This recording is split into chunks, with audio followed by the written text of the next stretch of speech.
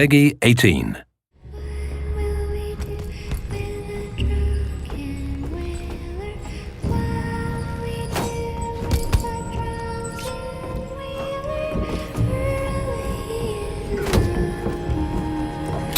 Let's talk a little bit about the powers. It's so important to the series because the powers not only put you into that badass assassin fantasy, but they allow the player to be flexible and play their own way.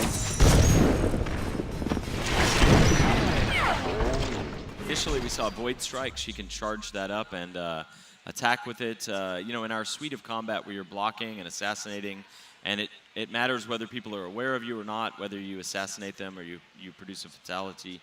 It's a fast-paced sort of combinatorial system. And adding in something that lets you just like drive one enemy back and destroy them, a Void Strike, is something we wanted to do.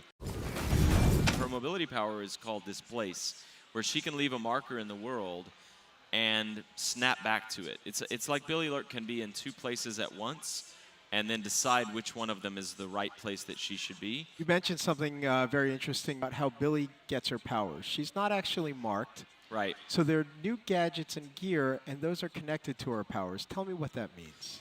Billie derives her powers from artifacts that are tied to the Void. She has the sword, again, that was used to originally sacrifice the person who became the outsider, but the arm that she has causes it to deconstruct and reconstruct, so she can like summon it out of nowhere, basically. She has the sliver of the eye in her eye, which is an artifact from a previous divinity before the outsider.